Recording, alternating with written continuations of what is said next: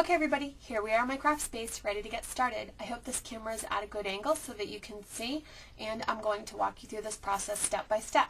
Today's house that I'm doing, in my photographs, I used craft cardstock, but for my tutorial today, I decided I'm going to do pink.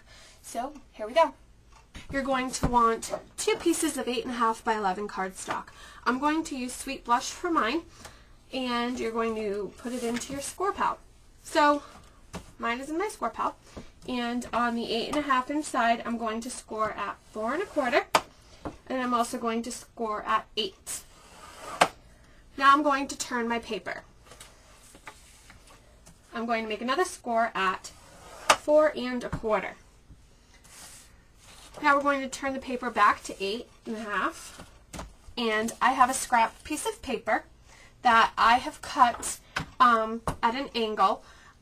This one is at 2 1/8 down to the edge, which is about 2 inches. The reason you want to use a scrap triangle is so that when you're making your peaks on your house, you end up with a perfectly even peak.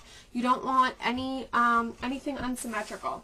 So I just slide that in, and I trace with my silver pen. It doesn't matter what color pen you use. You're going to cut on the inside of the line. The point is that you want to be able to see it, but you don't want it to mark up your paper too much. Okay, so now I've cut my peak, and I'm going to trim it out on the inside of the line. Again, it's important because we want our peaks on our front and back of our house to be even. And you don't want your roof laying all funky. So, there we have it. While we wait, I'm going to trim up the bottom. Whoops. There we go. Now, when you're doing this, you want to repeat these steps on a second piece of cardstock because we do have, 2 roofs to our house. So you're going to do this same exact step on your second piece. Okay, so we trimmed up our bottom pieces right up to the bottom score line. Now we're going to remove our scrap and take our paper cutter. And I'm using just a Fiskars tabletop cutter. I have a million paper cutters, but I tend to go back to this one all the time. Putting my score mat back on. Love that thing.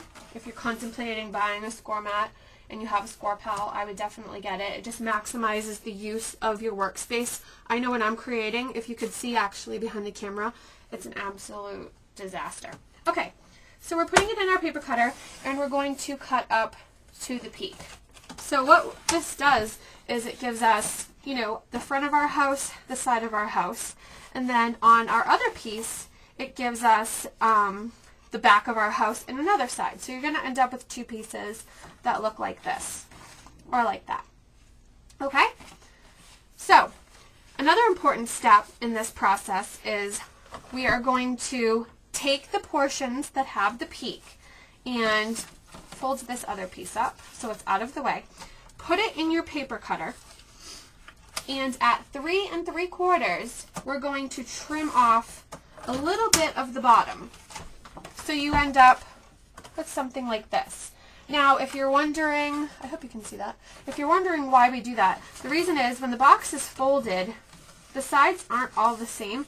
Like this side is only 3 3/4. So this folds this way and this folds that way. So now we have a perfectly even bottom piece. Okay, so let's get started on the windows. We're going to take a large square punch. I'm going to use the 3 3/8 punch, and on the flat edge I'm going to push it all the way in and center it and pop out a window. Take a piece of scrap cardstock. This is the dark chocolate, and you're going to use a smaller square. I'm using the 1 1/4. You're going to put it in, pop it out. So I'm doing the 1/4 inch on 3 sides, the 1/2 inch on 1 side. So I end up with a square piece like this. Okay, so we have our little strip. Find your window center, which is right there. And then you're going to just take some paper snips, turn it over so you're not snipping too much off. So there's one pane and another pane. Make sure it's straight. Okay, there's one window. So, windows are done. Okay, so for my window trim, I've just punched a couple of border pieces using a Martha Stewart punch. Again, I'm doing a different one on this house. I have a little heart scalloped border that I recently just purchased, and we're going to use it for our trim. You want to make sure that all of your pieces are the exact same size so that your trim around your house looks nice.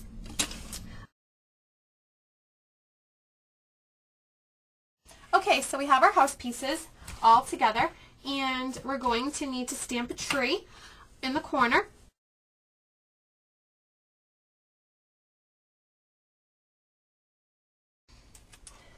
Okay, so here's our house. Isn't that cute?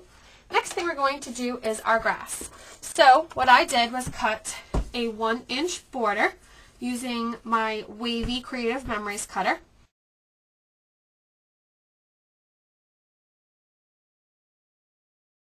I have my border already ready to go.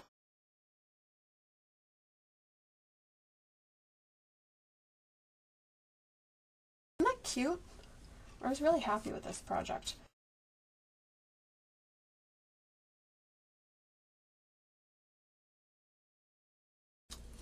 Now this 1-inch tab is going to fit on the inside of our roof like that.